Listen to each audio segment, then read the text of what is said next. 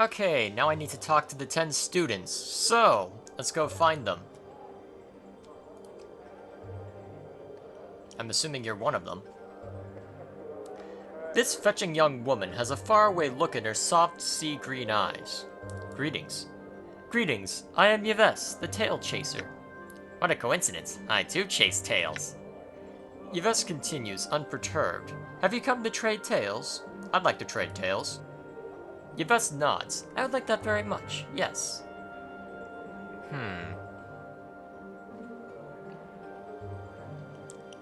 Oh. Tell her the story of the... which one should I tell her? How about this, since it's unique? Yves leans forward as you tell the tale of your awakening in the Dustman's mortuary. She seems to devour your every word. As you finish, she smiles at you. I shall remember this tale. I too will tell of the Dustman. Chapters of Dust. There are chapters in the Dead Book, the massive tome in which the Dustmen keep their records, that passing of all that live in the eternal boundary. In this book, there are chapters that are not but dust, and it is believed that the names therein are lost souls who cannot die, but must suffer life eternally until history dies and grants them release. The Alley of Lingering Sighs. Yves leans forward as you tell the tale of the alley giving birth. She seems to devour your every word. As you finish, she smiles at you. Yeah. I shall remember this tale, and now I have one for you. Before I begin, I must ask, do you know what a Modron is? Actually, yeah, the Modron was that creature I ran into. Then I shall tell you of the tale of the clock and the quadrone. Once upon a time, there existed a Modron. It was newly created, its logic fresh and untested, and it had come to Sigil following the commands of its Modron superiors. It knew nothing but commands and dictates, of obedience and passing along the orders of its superiors. For you see, Modrons are only aware of the commands of their immediate superiors. They have no grasp of a higher authority. Until this one. One day it came upon a small shop, within which there was a small clock that could no longer tell time. It was cracked along the edges, the wheels of its hands broken. The Modron immediately set itself to work at getting the parts to fix the broken clock. It made a new wooden housing for the clock's parts, replaced the bent strings, carefully filed and oiled the clockwork machinery, and carved new hands from the sparse metal available to it. The newly repaired clock's precise ticking reminded it of the great gears of Mechanus, and it comforted it as much as anything may comfort a Modron. And what the Modron never came to understand was that it truly loved this clock that it had worked on, and for reasons it could not explain, elected to remain in Sigil and be with the clock for the rest of its years. Interesting. Let's do the story of Requin's curse. Alright, seems to devour your every word. As you finish, she smiles at you. I shall remember this tale, and now I have one for you. The Gilded Tale. Upon the plain of Isgard is the Gilded Hall, where those sensates that seek the pleasure of gullet and loin can be found. They indulge these passions in earnest, never realizing that the doors of the hall never open, and that there is no clear path back to the Civic Fest Hall. They are the unwanted sensates, the ones that do not truly believe in the faction, but instead seek only pleasure for pleasure's sake. Are prisoners who do not realize they are such truly prisoners? Alright, the Alley of Dangerous Angles, blah blah blah. As you finish, she smiles at you. I shall remember this tale, and now I have one for you, the Lady's Suitor. The tale concerns a suitor of Lady of Pain, one of many over the years. He was a young man who was obsessed with the mistress of Sigil. He saw her everywhere, in every corner of her city. He would hear the rustling of her robes, the scrape of her blades, and grew infatuated beyond all reason. He hoped that if he worshipped her, that he would at last be able to see her, and so worship her he did. He was found dead on the blood-soaked steps of his home, grievous stab wounds covering the whole of his body, but his eyes were open wide, and upon his lips was a triumphant smile. Remember this tale. So what is her tale? The execution. Once, a murderer roamed Sigil's streets, a black-hearted man by the name of Cossacks. He had been blessed by his abyssal mother so that no one could strike him with an intent to harm, or they themselves would die. He reveled in its blessing, to use it to start fights and murder anyone who crossed his path. During one of his murderous rages, he was captured by the Harmonium with nets and brought before the governors. The trial was short, final, yet Kozaks laughed at the proceedings, knowing that no one among them could harm him without dying horribly. At the final day of his trial, he was proclaimed guilty and sentenced to death. Kozak's sentence proclaimed by the governors was this: confinement for thrice 30 days, during which time you shall give up your life, be declared dead, and your body removed when all signs of life ceased. Kozak laughed and dared any of them to try to harm him, yet the court was silent. The Mercy Killers led Kozaks to their prison and locked him in a dark, empty cell. There was no cot, no lights, and the only door was a steel grate in the ceiling. As they lowered him into the cell, the Mercy Killers told him, "In the corner of your cell will you find a chalice. It holds poison. Your death will be swift." "Aren't you going to execute me?" Kozak snarled at the guards. "No one in Sigil shall lay a hand on you with intent to harm," came the Mercy Killer's reply. "Then I spit on your cowardice," Kozaks laughed, feeling for the chalice in the darkness, then hurling it at the wall and shattering it. Its poison dripped from the walls and dried, until it was no more. "Come then, you will have to try and kill me now." But there was no response from the grate in the ceiling. It was then that Kozaks noted the cell has no cot, no lights, and no food and water. All that remained was the shattered chalice, the poison gone. And for the first time, Kozak knew the icy touch of death's approach. In twice 30 days, the grate opened, and Kozak's body, now cold, was taken from the cell. It had given up its life, and the execution had been carried out. Morty, do you have a story to trade? Me? Why do I have a story to tell? Forget it then. No, I'll do it. I just thought I'd complain a little out of convention. Besides, I love the intention. Fine, go ahead then. An elderly man was sitting alone on a dark path, right? He wasn't certain of which direction to go, and he'd forgotten both where he was traveling to and who he was. He sat down for a moment to rest his weary legs, and suddenly looked up to see an elderly woman before him.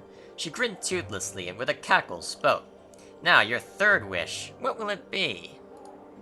"Third wish?" The man was baffled. "How can it be a third wish if I haven't had a first and second wish?"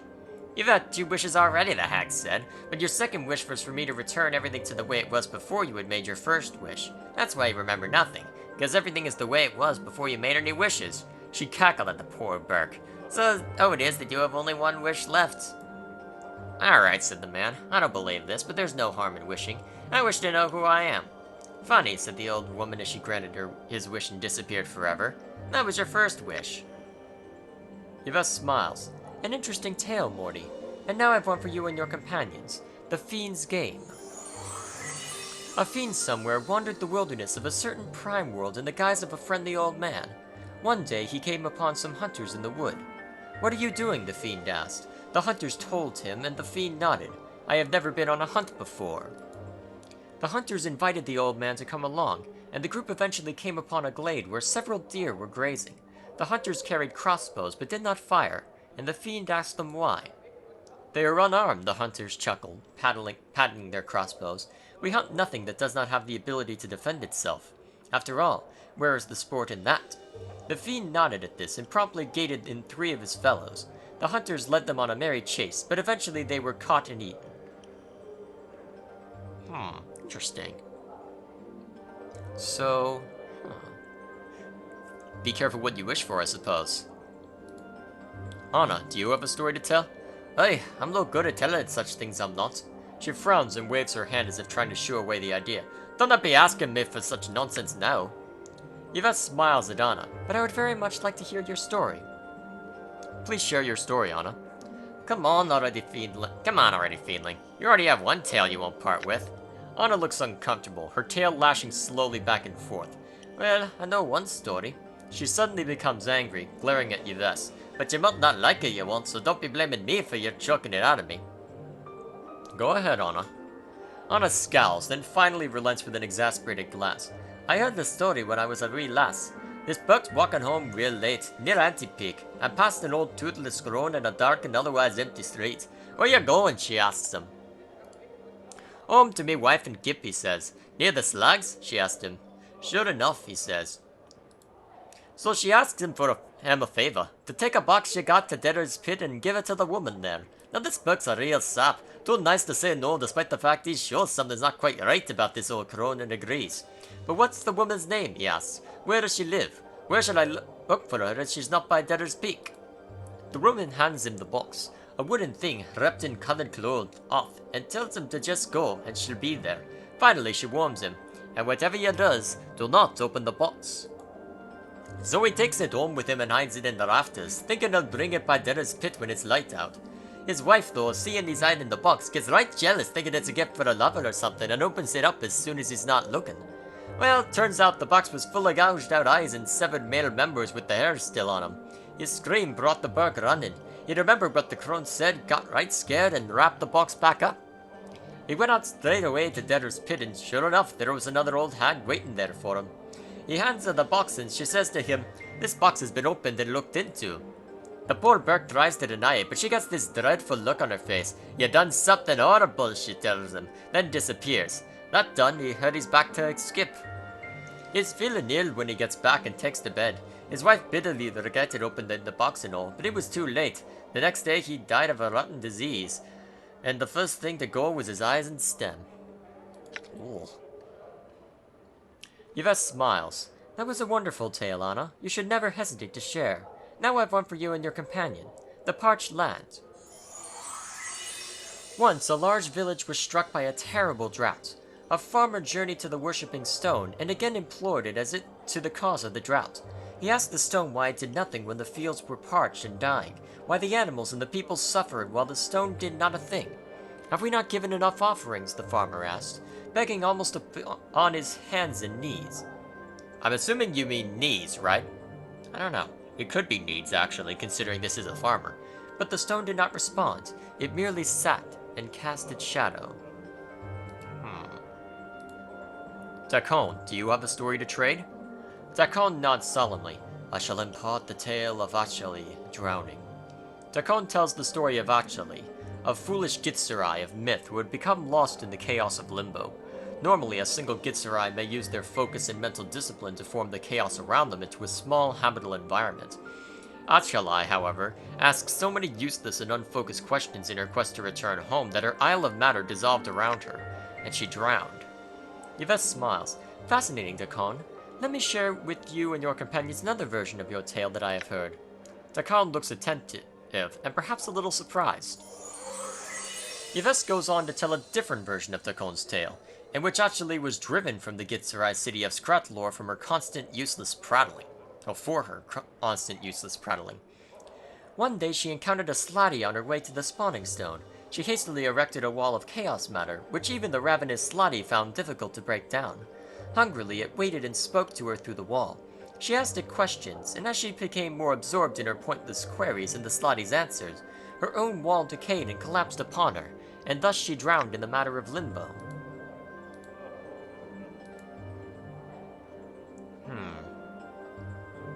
Why are you called the Tail Chaser? Once upon a time, a girl came to an oracle who was rumored to know many things and asked of it a boon. Her life was in need of direction, so she asked this oracle as to what would give her purpose. Now, the oracle was not evil, but it was vague and tended towards drink, which caused it to be obscure in many matters of judgment and focus. Its only answer to the girl's question was that within one story that she would hear in her lifetime was the truth that she sought. The girl went off and collected stories, which she chases to this day, not knowing which of the thousands holds the truth. Such is the danger of a foolish question and the wisdom of an unspoken one. Interesting. What are you doing here? I collect tales and trade them with others who've tales of their own. Can you tell me about this place? This is part of Mistress Grace's story, which is not mine to tell. She has said that when she nears the end of her years, she shall tell me, and only if I pledge to share it with another. She hopes that she will never need to tell me her tale, for she hopes I will find my own story before that time and leave this place. I think she fears my life will be squandered in searching for this tale, and not acting upon what I already know. But it cannot be helped. Can you tell me of this? Oh, okay, I've already heard these. Do you know anything about Ravel Puzzlewell? The tale of Ravel Puzzlewell, frightener of children, begins and ends with a question. What can change the nature of a man? Many were the times she posed this riddle to those who approached her. those who sought to glean from her the strange magics that she alone seemed to possess. All attempted to answer her query, but to no avail, and they found the price of their wrong answer to be some horrible fate, always more terrible than the last victim's. To recount their various torments would be to speak of things that nightmares are woven from. The tale strikes me in this way. Ravel knew herself not the answer to this question, but she lusted for such an answer. Only the why of the matter remained in question. Why did the nature of a man matter to one of the Grey Sisters, especially of one of such power as Ravel? It is said that she put the question to the Lady of Pain, not directly, but shouted it to Sigil itself, daring for the lady to answer. When no reply was forthcoming, she wove terrible magics that threatened to open the cage and let the fury of the plains roll in like a wave. She received no answer other than banishment. To this day, no one knows the answer to Ravel's question, and now there is no one to petition, for Ravel herself is gone, lost to the plains. Updated my journal. Wait, there is more. Though my tale ends with Ravel's demise, there are some that claim the hag still lives. There is a silent prostitute here who once talked of such things, but she speaks no longer. If she would speak to you, she might tell you more of Ravel. What else can you tell me of this silent prostitute? Updated my journal. Echo? Yves frowns, thinking. I once heard a tale of a girl who knew the word that, if spoken, would undo the multiverse. Perhaps this is Echo. Ask Delora, though. I understand that she sometimes meets with one who knew Echo before she stopped speaking. Interesting. Alright, so silent prostitute, and I need to go talk to Delora about that. So, I think before I do anything else, I'm gonna search for her out. Done. Actually, come to think of it. Yep, there she is. Let's take a look. This dark-haired, pale-skinned woman has a cultured, refined look about her. As she turns to you, you note that her eyes, which you had previously thought to be gray, are the color of brushed steel. The woman's voice is soft, calm, and without inflection. It has a certain faraway quality. It is as if somehow not attached to her. Greetings. I am called Delora. May I serve you somehow? In what ways can you serve me, Delora? She blinks her eyes, then touches her hand to her heart, bowing her head slightly. I am able to debate any scholarly or academic matter quite proficiently, if that is your wish. I am also well versed in various games of strategy, should you wish to play something, though I have the material for few such games here. Actually, could I just ask you a few questions? Delora casts her eyes to the floor with a sound that might be a sad sigh. I am willing to serve you as a patron, but have no wish to answer other questions at this time. My apologies, but I fear you shall simply have to bear with that for the time being. What's wrong? Anything I can help you with? Updated my journal. She looks up from the floor and into your eyes. Once more, you are struck by the pale smoothness of skin, the cold depth of her silvery eyes. No, I fear not. My troubles are a matter of the heart. In time, I think, all things shall be resolved. Are you certain there's nothing I could do? Certain? Delora pauses as if thinking. No, I am not. My first love, Merryman, possesses still the keys to my heart. So long as he has them, I shan't be free to love another. This is the cause of my melancholy. Why don't you seek him out? Speak with him. Delora shakes her head. I may not leave this place. The reasons why are deeply personal and not to be shared with strangers, even ones who might bestow a kindness upon me. But to suffice to say that I cannot seek out Merryman myself. Then I will find this Merryman and speak to him on your behalf. Updated my journal. Delora nods. The slightest of hints of smile appear on her lips. She bows her head. Were you to find and speak with Merryman, I would be most grateful. He is a member of the Society of Sensation, so you may wish to ask for him at the Civic Fest Hall. Actually, I think I've seen him around, so I'm gonna go resolve that real quick.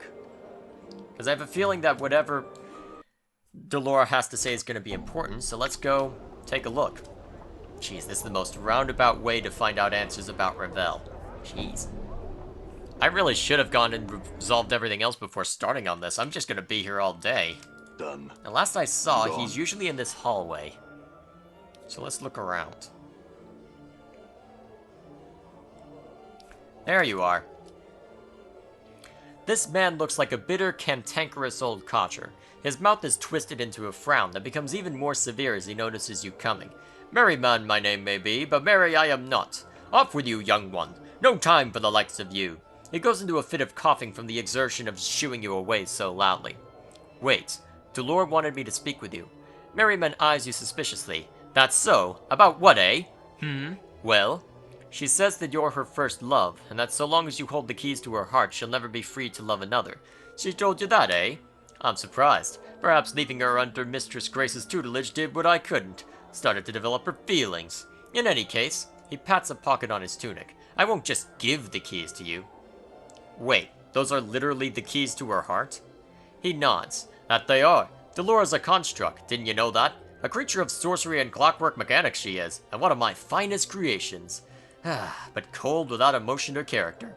I brought her to the brothel and set her so that she could not leave in the hopes that the constant contact with so many others would begin developing her own personality. The keys are the tools used to set her. She wants them because she feels that they're limiting her personal growth now, I suspect. Then why don't you just return them to her? Merriman scowls, because I've become a cruel and bitter man who sees he can get something out of you. Go on then, what do you want? I want to forget. I've lived almost 150 years now, and I've seen every sensory stone I've cared to in this grand hall. I've little time left to live, and am too weak to go out in search of wholly new experiences, so I need to find a way to forget them all. That way, I can start again in my final days. So, do I just wallop you in the back of the head, or what? Updated my journal. No, you bloodthirsty lummox! I'll need something, some item, some concoction that will allow me to forget, like a draught of the river Styx, something like that. I think I know where I can find something like that. Let's see if it shows on the quest.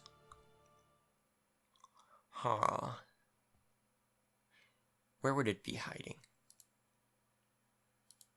Okay. A man named Merriman has asked that I find a way to remove his memories. One has to love the irony of it all. In any case, he suggested water from the river Styx for the task, though I'm not certain where I would find some. I imagine that either the pawn shop or the curiosity shop would hold it. So let's check the curiosity shop first and then see what we can find there. Done. Okay, I was investigating around and apparently I noticed something from here.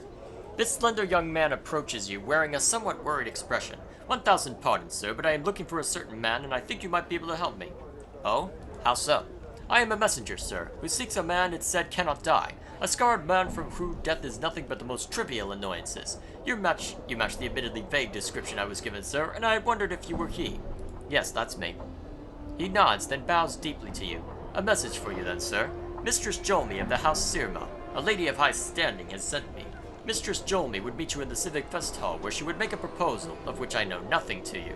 Should you choose to seek her out, she wears green silks, trimmed with gold, and has hair the color of blue steel. That is the extent of my message, sir. Farewell. Updated my journal. Okay, how many more errands am I going to be going on? Well, here's what I know.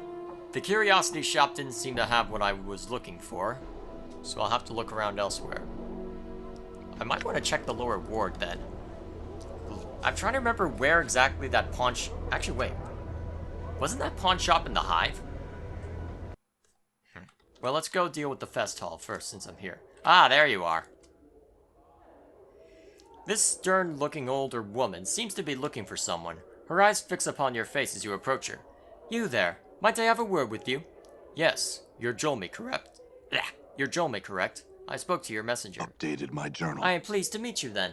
She gives a slight bow. I would make you a somewhat unusual proposal, though you must admit you are an unusual man. I will give you 1,000 copper commons for your permission to kill you. Are you open to discussion on the matter? But why? Jolmy doesn't bat an eyelash. But why not? I think it might be an interesting experience, paying someone for the privilege of murdering them. When I first heard rumors of your existence, how could I resist? So, what is your answer? Shall we discuss this matter in greater detail? One moment. Where did you hear these rumors? One hears all sorts of things in the Festal. How could one not eventually hear of a man like you? Again, I ask, will you consider my proposal? After a short discussion, it comes down to the following terms. Jolmy will pay you 1,000 copper commons. In return, you will allow her to drive her dagger into your heart. She will wait for you to awaken, at which point she will give you the coin. Screw it. The affair is over in moments. She's already cleaned the blade and put it away by the time you've recovered. After picking yourself up, off the fest hall floor, Jomi hands you several rolls of copper coins while you rub your aching chest. Somewhat disappointing, I must admit. Ah, well, coin well spent nonetheless. Updated Farewell. my journal.